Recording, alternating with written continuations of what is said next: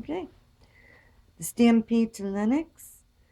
And this is from the Topeka Daily, Topeka, Kansas, August 25th, 1895.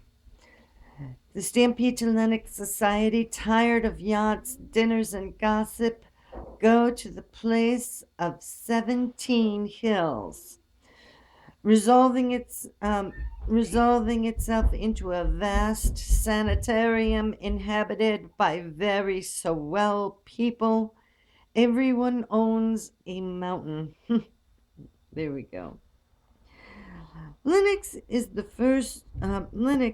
fast resolving itself into one vast sanitarium for the comfort and the healing of the tired in body and weary of spirit. The great low cottages that spread over huge lawns like the country retreats to which invalids go for recuperation are being thrown open and made gay, and hammocks and awnings showing that the cases that are to come to them are not too serious to enjoy pretty surroundings. And the stables are filled up with fine horses to carry the society invalids over the mountain slopes until they get strong enough to cycle up and down such hills as Lenox affords. Without Lenox we should die, is the unanimous exclamation of the cottagers, who tumble into their sylvan retreat as soon as the Newport season of high dissipation is over. And getting strong again at Lenox is as much a part of the year's routine as the grand opera or the spring trip to Europe. To appreciate Lenox, you must be familiar with a mountain place. Fancy 17 hills, all rising within 5 miles of each other, and 17 valleys lying between. Fancy 17 mountain sides with drives running along them, 17 lovely summits, and 17 great broad ridges around the summits, and you have Lenox. There are just as beautiful and just as well arranged mountain places elsewhere, but it happens that in Lenox society happened to settle, and hence the worldwide reputation of the place. Each family at Lenox owns a mountain. Not to have a mountain, not to have a mountain uh, upon one not to have a mountain upon one's estate shows that one has a very small plot of land indeed. This would allow only 17 families at Lenox, but as some of the estates run back a long way and take in distant hills, all can be provided with mountainous adjuncts desired. Awesome. To continue from the Topeka Daily Capital, Topeka, Kansas.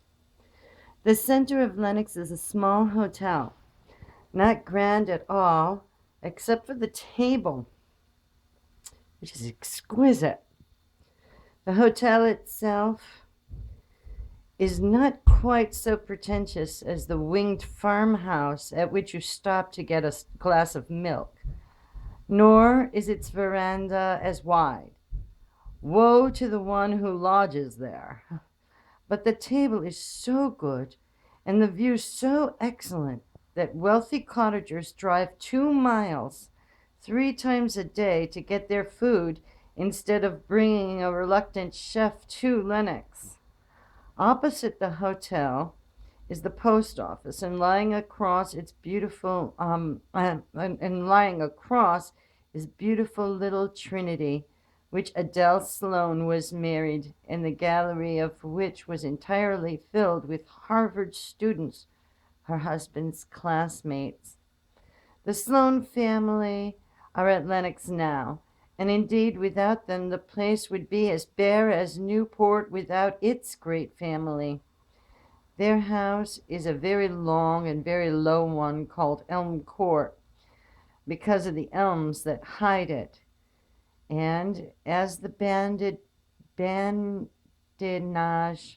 of the young people runs because so much coupling has been done beneath these same dignified elms. That's good. The two cottages of the Gebhard family are just being occupied. One, the cottage of Mr. Gebhard, is near Little Trinity. It looks like the parsonage of a country church. Nothing about it suggests luxury except the stables that he has at the rear. These are spacious, and one does not wonder at hearing that Mr. Gebhard's drag, his coach, his buck, back up to the top, buckboard, his tea carts, and his tandem have all been placed inside four walls this week, and that his road phaetons are on the way, being driven here by some of the servants. It says, smallest woman of the 400. It is a luxurious household which Mr. Gebhard maintains. His sister, Mrs. Nelson, who is the tiniest woman of the 400, lives directly opposite and is bringing out this season a pretty daughter who patronizes Uncle Freddie, chides him in public, and plays an older sister like her mother's in the most amusing way. In the old bachelor days of Frederick Gebhard, this Lennox cottage boasted 12 servants, all men. As the man chef went to Europe every summer, Mr. Frederick was obliged to take his meals at the hotel. Except at occasional rare luncheons, no woman ever stepped across the threshold of this gay Freddie's place of recuperation. A very amusing time was had here, or it would be more decorous to say, a very comforting time was enjoyed here 2 weeks ago. The occasion was a grand reconciliation scene in circles very well known all over the country. It will be remembered that Mrs. Emily Vanderbilt Shepherd, daughter of the late Elliot Shepherd, scandalized her family by being quietly married to Henry Hennon Morris of the famous Louisiana Morris family 2 months ago in New York City. Right after the marriage, the mother of the bride gathered up her remaining daughter and fled to the Sloane retreat at Lenox. Mrs. Sloane tried to comfort her sister, but all in vain. One day, a mutual friend visited the Morris bridal pair at Bar Harbor and told the story of the illness of Mrs. Shepherd at Lenox. "We'll go to her at once," exclaimed the bride, "and when she sees how happy we are, she'll forgive us. She will forgive." Up to Lenox they traveled, and crept in under the elms at dusk to break in upon the weeping but stubborn mother as she was breaking her toast in her invalid's apartment. More weepings, more explanations, and more endearments followed, and now all's well that ends well. The Morrises and the Shepherds are coming to Lenox in a day or two for a fall visit, where the bridegroom goes back ere the bridegroom goes back to college. Lenox society is terribly exercised over the bicycle. It is unanimously agreed that the whole of the Newport, Bar Harbor, and Narragansett summer colonies are to September here, but what will become of the bicycles? Oh my goodness, now another article on bicycles. Okay. Lenox is all hills, and few have muscle to attack them. Miss Fair, whose muscle is equal to her sprightness of spirit, will have no trouble, nor Mrs. Henry Clews, the ex-champion, nor yet Miss McAllister, who promises to come here for 2 weeks. But there are others, hundreds of others, who can neither coast nor climb, and who grieve as those without hope when they think of living a month with the little wheel. It is understood and made credibly certain that several small inventions for urging the machines uphill will be tested at Lenox between now and the fall of the leaves, And unless Mr. Edison hurries in his promise to harness electricity to the cycle going uphill, he will be forestalled by some simple strength saving device. There is always the small blight upon the rose that mars its faint heart, and so it is with the utmost disgust that the wealthy cottagers drive through their broad roadways and out upon their magnificently kept drives past a small wooden structure, little more than a pig pen in size and surrounded by sunflowers, cabbages, and chickens. The cottage belongs to a primitive Lennoxite who will not sell. He owns a few acres for which he has been offered $10,000, but like George Vanderbilt's obstinate neighbor, prefers his little ancestral pig pen to thousands in the bank.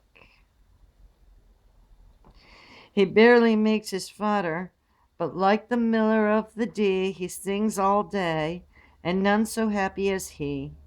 The Westinghouses, in their great marble palaces that stand alone in the midst of many acres like mausoleums in a baronial heritage, look disoriented compared to this singing intruder. The Westinghouse village is a most picturesque one. The white stone barns, the gas house upon the side hill, the great windmill, the arbors, the towers, and finally the mansion are marvels of beauty and will stand as castles when all else has crumbled. How ironic. Nobody ever walks at Lenox, and it is here that the Bells come to learn the arts of the four in hand, which they would not practice in Central Park. Driving takes up all day until dinner, when there is a great spread, a dance always, and then a long, healthful sleep. Twice a week, there is a picnic into someone's valley, and for a little exercise afterwards, and to make their cheeks red, the Bells climb the mountainside and take a short, difficult path home. Lenox's natural beauties surprise visiting foreigners more than Newport, and the very sagacious little Count de Castellane remarked to the lady who introduced him there, "If we had this in France, we would advertise it as a natural wonder and charge Americans a fortune to come and see it." Okay, sorry. Those metropolitan millionaire and multimillionaire families that make up the Lenox set are for the most part sane, even while taking their pleasure. "There is not a bizarre streak in the whole of Lenox," was the comment of a titled Englishman who had turned to this famous Berkshire mountain resort from Newport and Bar Harbor in disgust. Lenox society's strange hobbies. And it is true, yet for all its truthfulness, Lenox society is not without its novelties and hobbies, but they are novelties of usefulness and hobbies that have brains back of them. It was Lenox society that instituted in this country the now familiar floral show. And every midsummer still, the finest flowers in the huge hothouses of the is of the estates stretching over square miles of the Berkshire County are put on exhibition and prizes awarded in such fashion as Lenox encouraged American horticulture. It was Lenox society, foregathered on its great lawns overlooking the lake and valley, that conceived the idea of traveling libraries and art galleries, which have sprung up in numerous localities, especially in the remote West, where towns are far apart, and chances to get books and look upon even cheap copies of paintings by masters are scarce indeed. It was Lenox society that started the flower culture, and children in this country, and it's Lenox society that contributes generously to the further spreading of this and kindred civic movements in which it has had a prominent part from the start. It is Linux society also that holds scores of elaborate lawn fetes in the course of the season for charitable purposes. Yet the world at large hears nothing of them. Lennox Society does not use the cloak of charity to get advertisement for itself in the society columns of the newspapers and society periodicals. It is Lennox Society, but why continue? In brief, and to sum up the entire matter, Lennox Society is not Newport. The why of all of this, I asked a man who knows the different circles of metropolitan society. The Linux set is one, as very few persons indeed know them. Sorry, when a dream comes true. I think it goes back up to the top. Excuse me. For his forebears, oh my goodness, back up to the top. For his forebears were in New York society, where the original John Jacob Astor was dealing in pelts in his dingy little shop in Pearl Street. The why and for his forebears were in Lennox society when, etc. That's what it says. The why and the wherefore is almost enough, was the reply. Consider, oh, if only I could get it over a little bit more, or no, this way. Sorry, I cannot adjust this very well. Oh. Pause. The why and the wherefore is simple enough, was the reply. Consider the names of the families who make up what is known as the Linux set.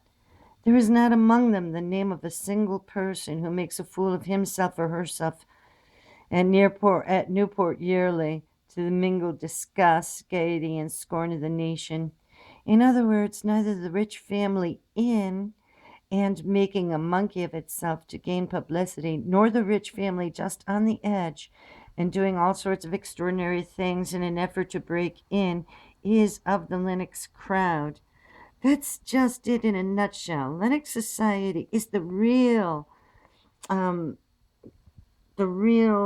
Simon, pure Knickerbocker society.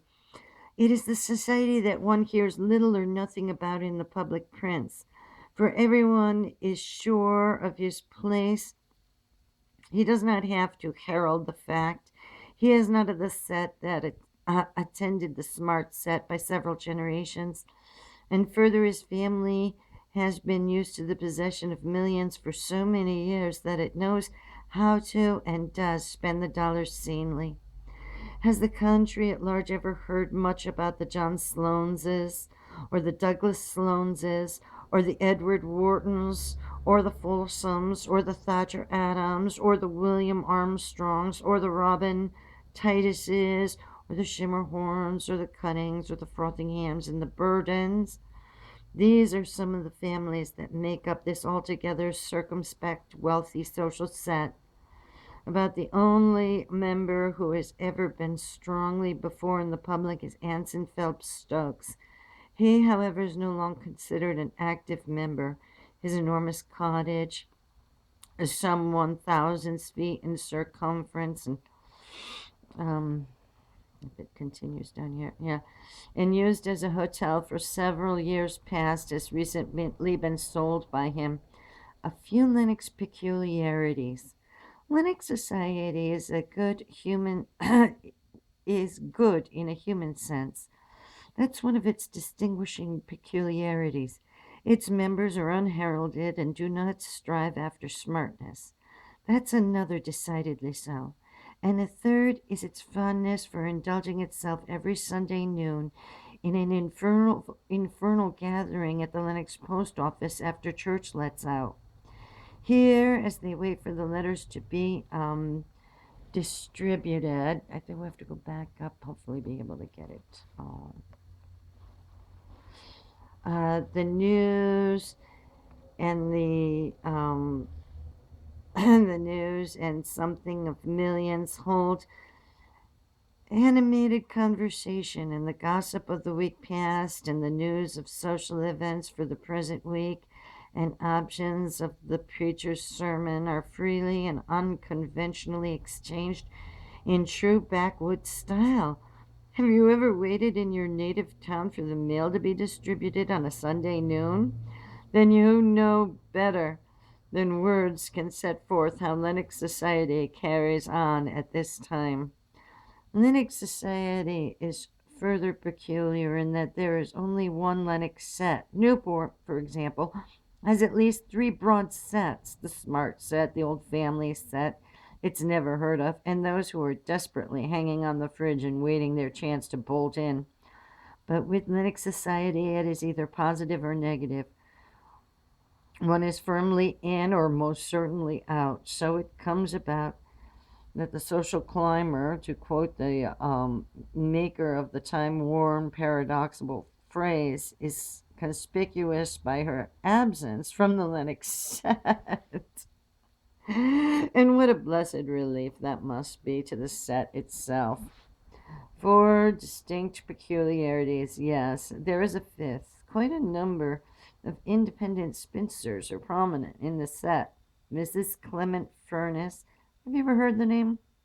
Is one, and so is Miss Kate Carey, numbered among the country's leading horsewomen. So is Mrs. Ethel Cram, who received her death injuries while out driving with her little nieces this past summer. Perhaps the presence of the spinsters imbued with the old-fashioned notions of conduct is largely responsible for the frequently remarked fact that practically no drinking or gambling is indulged in by the Lennox women, and that it is possible to spend a week there at a house party without hearing a risque story told by some young girl in the drawing room. And the Lennox set delights in picnics in the fragrant pine woods of the great estates embracing whole mountains and valleys, and it loves to drive over the splendid roads that mark the Berkshires, even today, clinging to coaches and well-appointed drags and spurring with fine scorn the fourth and fifth and 60 miles an hour automobile, and the lawn reception is a common form of amusement, while private theatricals are most spectacular, and etc. And then I think there's just one more. Let's see what happens here. Summer and fall. But to get back to the Lennox house parties, oops, it's possible. But to get back to the Lennox house parties, no other social circle in America is so well equipped to give house parties, as they really should be given. That member of the set who is not a great rambling house from 15 to 50 bedchambers is the rare exception. The house is usually built in the midst of many acres of land, forest, plateau, mountain, glen, pine-scented groves. Both cottage and grounds afford ample opportunity for the diversified recreations essential to complete success of a house party, and the hostess, by reason of the experience of her ancestors, needs no social secretary to show her how to take advantage of all the things she has ready at hand to make her guests have a royal good time. And when Lennox gives a house party, Lennox does not hold on to the purse string, because Lennox is not flashy. It must not be deduced that Lennox does not spend, but because, okay, hundreds of thousands of dollars are expended in the course of the gay autumn season in entertainment. The cottages are always crowded with house parties, and largely for their especial benefit, big stables and other fortune-requiring accessories are maintained. Everything that Lennox does shows that Lennox knows to lavish the dollar without losing its self-respect of rousing the scorn or risibility of the other fellow.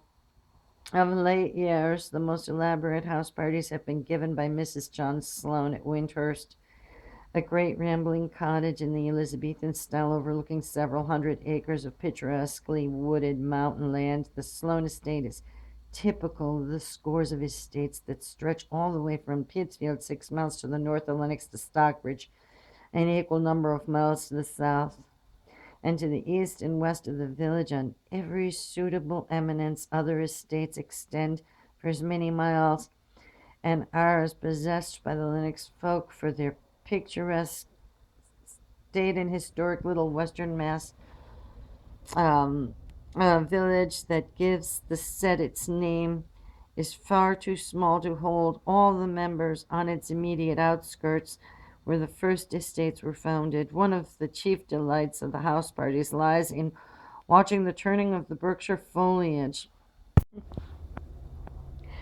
The final paragraph from the Evening Star. And they linger on till the last leaves flutter to the ground. Then they reluctantly betake themselves to their metropolitan homes, and there they create as little furor as they do while at their country estates.